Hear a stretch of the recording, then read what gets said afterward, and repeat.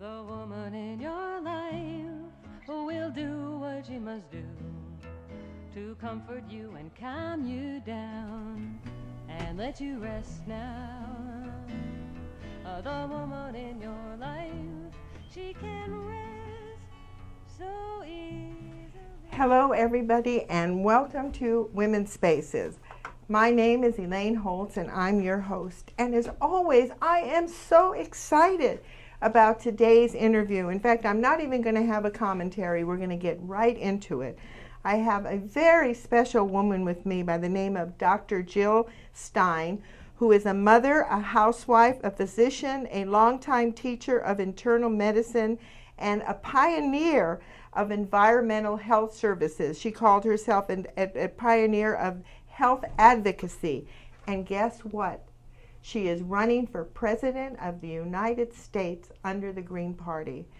I am so excited and so honored to introduce my guest, Jill Stein. Jill, welcome. Welcome to Women's Spaces. Thank you so much, Elaine. It's an honor to be here with you. Well, it's an honor to have you, and I'm so excited. I mean, when I look at your resume, you know, not only you're a mother and a housewife and a physician and all the things that I mentioned, but you're also an author of two widely praised reports called In Harm's Way, Toxic Threats to Child Development, which was published in the year 2000, and then Environmental Threats to Healthy Aging. Very important topics that we all need to understand about. Well, you know what I like to do with my guests before we start with the interview and talk about the Green Party and all the wonderful things you're doing? Tell us a little more about you. Anything you feel is important to share. I think this is a really, really exciting moment, Elaine, and running for president is something I never imagined in my wildest dreams or nightmares that I would be doing. But we are in such a historic moment now where so many problems have really grown to crisis level, whether you're looking at jobs or the educational opportunities that our kids don't have, the environmental problems we're facing, the expanding war, the threats to pensions that people are relying on, Medicare, Social Security, you name it. The problems that people are facing are just, they've reached explosive proportions. But at the same time now, suddenly people are standing up, they're getting involved. In part, it's the Occupy movement. In part, it's a conversation that's taking place because we've kind of hit the wall, and it's time to rethink what we expect from our communities, what we expect from our democracy, and what kind of a future we want to have for our children. So especially as a mother and as a medical doctor, I am really excited about this tipping point that we seem to be at right now. Well, you know, everything you said sounds so wonderful, but you know, one thing I'm just a little curious about, what is it that you think we need to have a good democracy? I mean, what is it that people should be doing? Can you give us a little bit of an idea? You know, I think, in my view, we as a society have a lot of traditions, a lot of potential. We are by nature a community. And that is reflected politically in being a democracy. We have a broad conversation. We elect certain representatives who we expect to reflect our needs and our interests. That to me is a democracy. But what's really gotten in the way is that money has sort of bought out our political system. So I think if we can remove the stranglehold that big money and lobbyists and Wall Street in particular has on our democracy, then we can begin to actually unleash it. So I feel like we don't have to come up with the magic of democracy. I feel like it's already there. It's a part of us. It's a part of our relationships, our communities, the fact that we are a caring society and a caring species by nature. And if we can simply remove sort of this conflict of interest and the money that drives politicians, that funds their campaigns, that's what has really dismantled our democracy. And it's not rocket science about how to get rid of it. You know, it's really interesting when you say that. You know, I'm a first generation American on my father's side and a second on my mother's side. And when you talk about that or you say those things, I can't help but think of my grandmother and why she came to this country, because this country represented freedom, it represented opportunity, you know, it represented free speech, all the wonderful things. You know, why do you think, you know, before we get into the Greens again, why do you think that there's been so much deterioration of the democracy of late? I mean, I feel like the last 10 years, I don't even recognize my own country. That's right. You know, Judge Louis Brandeis said quite some time ago that we can either have a democracy or we can have vast inequality of wealth. We can't have both. And what has happened over the last 40 years or so is that wealth has really accumulated. Wealth and advantage has really accumulated in the hands of fewer and fewer people at the very top, while everybody else has been struggling harder and harder just to make ends meet and keep a roof over their heads and ensure that their children have an education and a shot at a secure future. And as the economy has really tilted out of balance and become this incredibly unfair economy where we have downward mobility now, we don't have upward mobility anymore. There are millions of people who are moving into poverty now in our current economy. When so much wealth is concentrated at the top, it corrupts democracy. And that's been going on without restraint in a terrible way over the past probably 15 years or so, that wealth and power have really captured both of our political parties. And that has just led to this downward spiral. Well, that's, I'm sure all of us can totally relate to that logic. I mean, we've been hearing the news and all the different things that are going on. Well, how do you think the Green Party is going to help with that type of situation? I mean, what separates them, say, from the Democrats and the Republicans? Do you have any thought on that? Oh, sure. For one thing, I think we need a party right now. We have a movement for democracy and justice that's taking place all over the world now. The student strikes in Europe, the uprising in Madison for working people's rights, the Occupy movements, which really blossomed all over the country. There is a worldwide call for greater equality in our economy and greater democracy. But, it needs more than a movement in the street. It also needs a political voice. It needs to be represented in this election and in all elections. So, to my mind, that is why we need a third party. And what is so special about the Green Party is that it does not allow corporate contributions. So there is a firewall between big money and its inherently corrupting influence on politics. There is a firewall between that and the Green Party. As candidates, we just don't accept corporate money. Well, that's very interesting and very important. Very important fact that most of the money that will be raised is really a grassroots movement. That's right. But since the beginning, I would say 2000, the first elections with George Bush and George Nader, the Greens have gotten really somewhat of a negative relationship or a negative press, so to speak, because oftentimes they're equated as spoilers. And I'm wondering if you could, before you go into what your platform is, how do you feel about that? I mean, what made you choose to begin with to be a Green with this kind of attitude that the public has?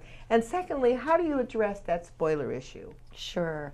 So I became a Green. I was Green before I knew it, and I think that's true for a lot of people now. They are becoming Green because we need greater equality, because we don't have jobs.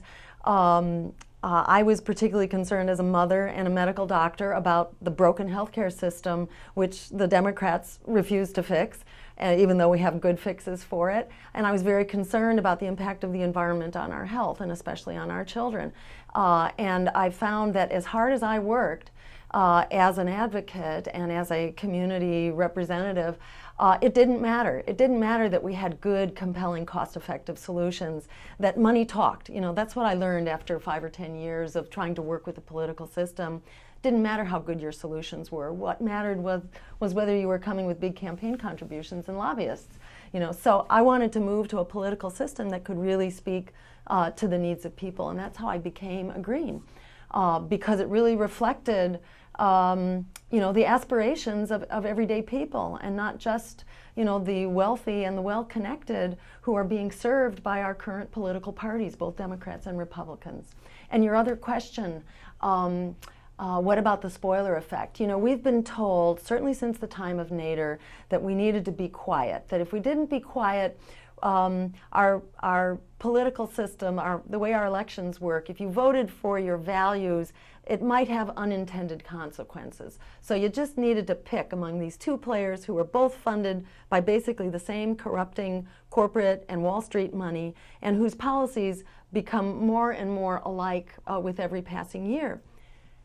8 years later, we have learned that silence is not an effective political strategy, that the politics of fear has gotten us to everything we were afraid of in terms of the collapsing economy, a healthcare system and an education system that is really increasingly in shambles, an environment that's deteriorating. Silence is not the way to go. We need to stand up for what our values are and who we are, and we need to bring them into the voting booth.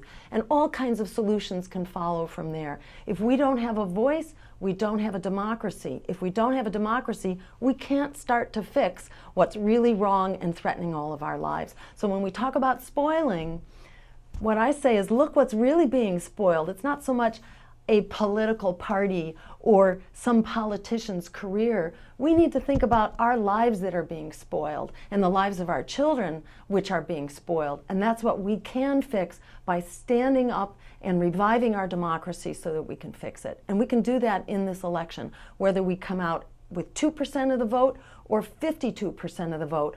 If we're not heard, we're not a player. But if we are heard, we can start to educate people, we can start to build support for real solutions. They want to silence us because they know that what we're talking about is powerful and it has so much support. Well, also when you mentioned and what you were talking about, I was thinking it's more dangerous to be silent. Look at how look what's happening. And what a lot of people need to read what was going on when Roosevelt went in.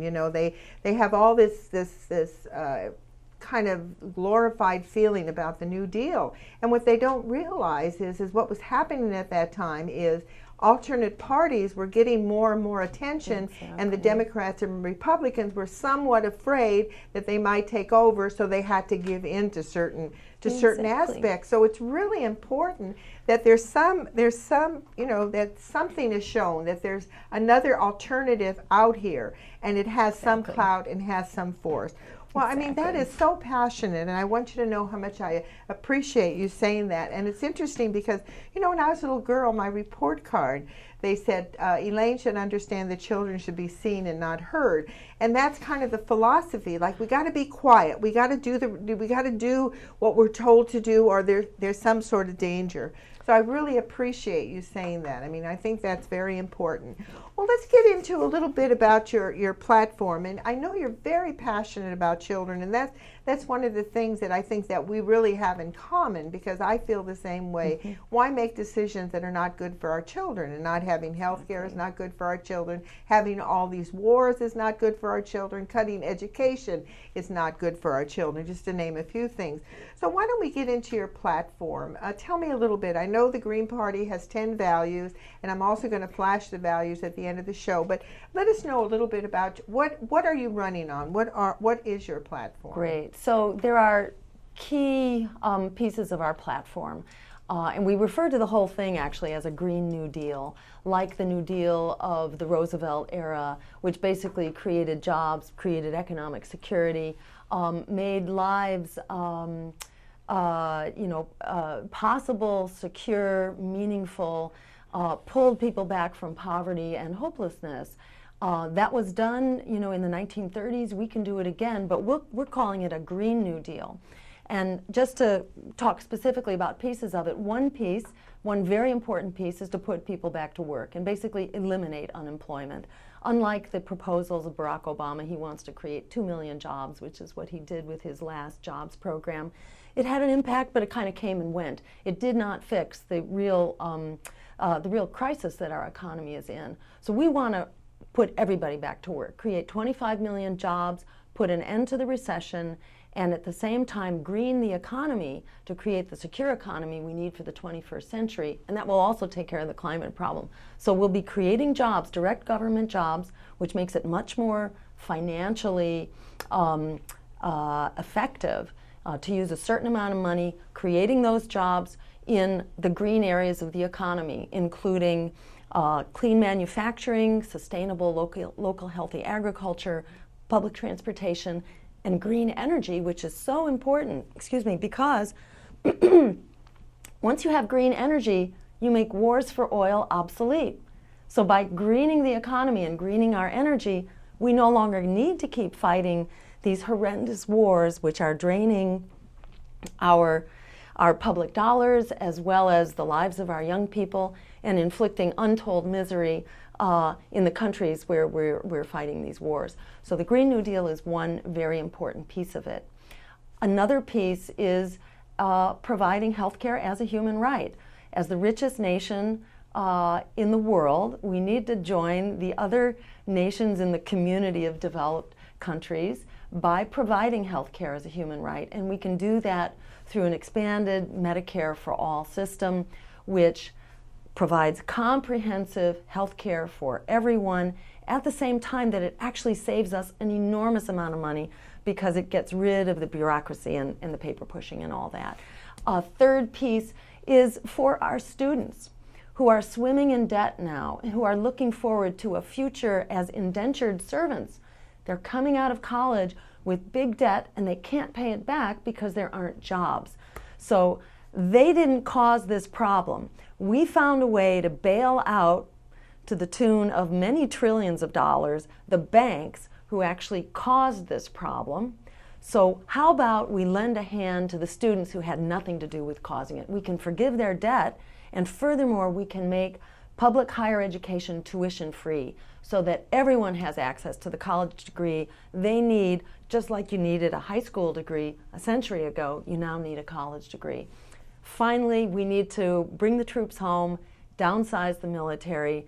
We use it way too much. We need to be using diplomacy and international law, conflict resolution, and our good graces as a partner in the community of the world to solve problems, and not just knee-jerking to military solutions, which we are doing way too much. We can bring back a lot of money into our economy.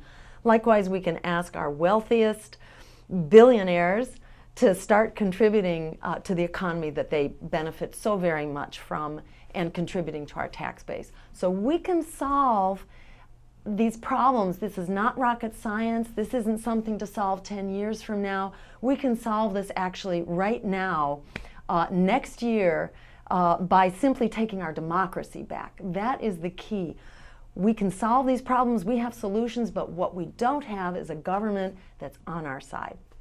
Well, you know, it sounds wonderful. And I know that the population has heard it over and over again. And I want to ask you a question. And that question is, what is it that makes us so afraid to take that step? In fact, it was really interesting when Barack Obama was running for president, a friend of mine, Susan Lamont, at the Peace and Justice Center, we gave a little seminar called Why I Can't Vote Democrat. And it was real interesting. I thought we weren't going to get out of there alive. And we just wanted, we weren't saying that we were or weren't going to vote. We were saying that we wanted a discussion about it. What do you think it is that makes people so frightened to take the next step and to look at, because I heard on the radio the other day someone said we don't have two parties, we only have one party. That's right. And that we need a second party. Right. So actually, a party like the Green Party is really a second party, not a third party, which I thought was an interesting concept. But what do you think it is in our human nature that prevents us from voting in another way? Well, you know, I think people are cautious, and that's human nature maybe, but we've had such really bitter experience over the last 3 years, 4 years since the economy crashed, that I think it's a time of real wake-up. And what I find now in talking to people, it's more that they don't know about us. They don't know that there is another option that's actually for them, and that so many people are ready now to take a new stand and to actually vote for a candidate who's for them. Zogby Polls, which is one of the respected polling agencies, put out a poll last week showing that 1 out of every 4 voters is now saying that they are intending to vote for a third-party candidate, that they are sick and tired of the 2 major parties, which, as you say, basically function like one party. I went to a college in Western Illinois as the kickoff of our campaign because we are committed to our younger generation, and we wanted to start our campaign trail at a college where students are really struggling. And these are the students really who, in my view, are ground zero for what our politics should really be about and the change that we need. And I went because they were holding an election, a mock presidential election, including the whole 9 yards, the conventions, the electoral college, the popular vote, and all that. And I had 6 minutes to present, my point of view. This was in a little area of Midwestern farm country where East meets West, urban meets rural, and so on, a real cross-section of America. They do this at these little colleges every 4 years, and typically the results predict the outcome of the election. So people pay attention to what happens. We were running at about 3% among the students there. They weren't particularly green or progressive, for that matter. This is like, rural Illinois.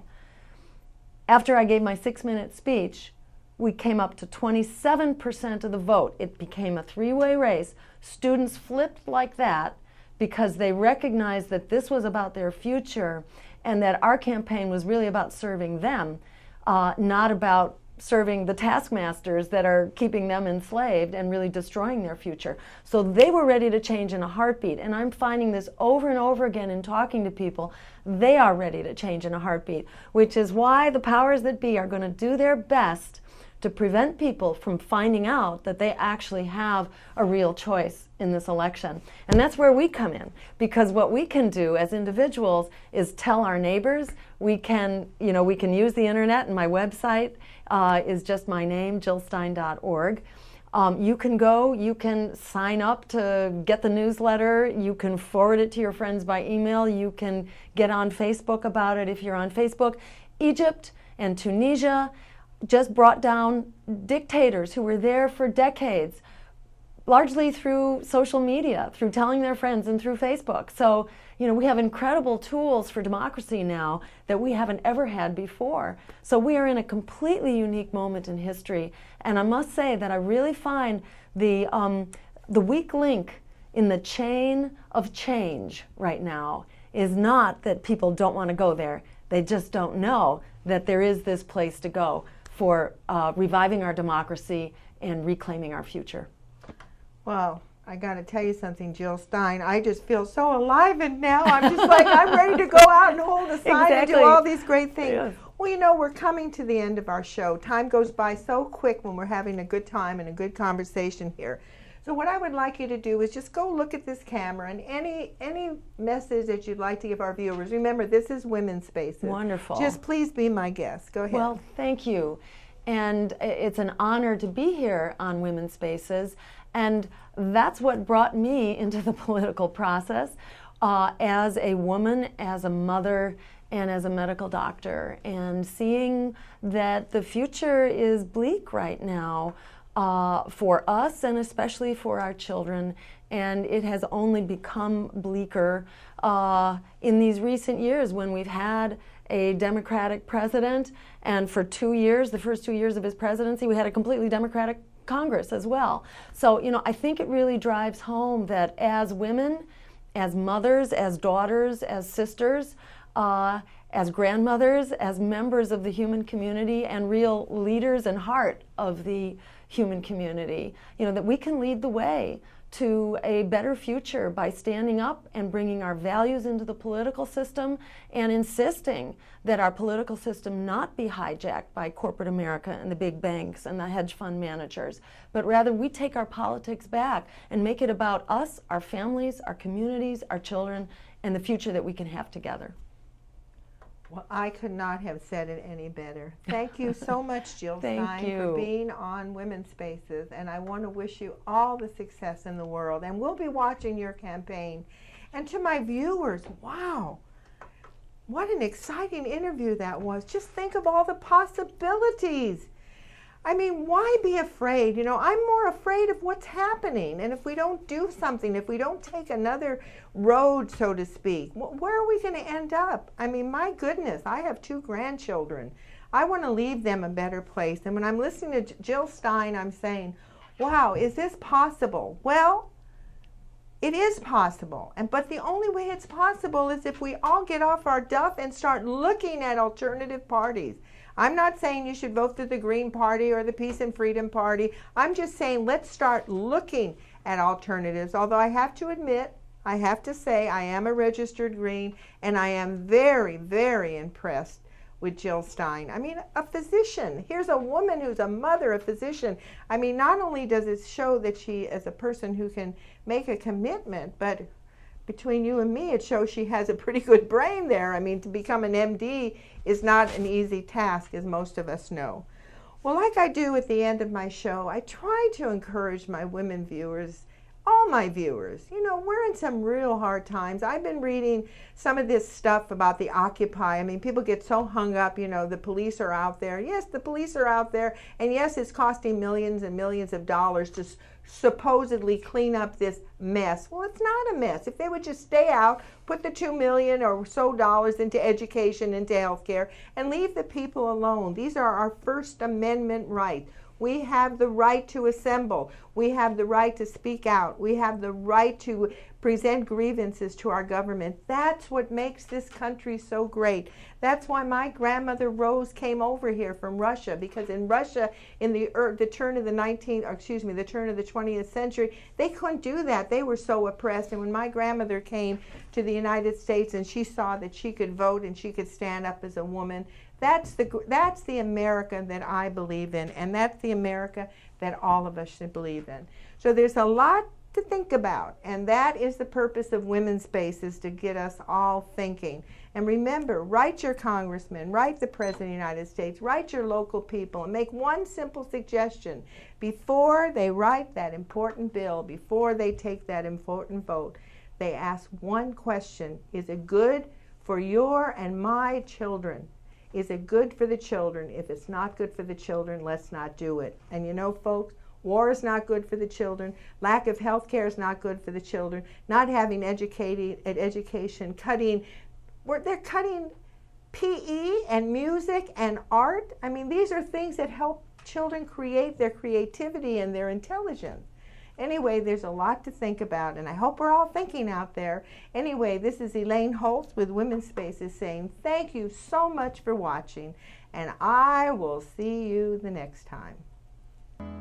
The woman in your life will do what she must do to comfort you and calm you down and let you rest now.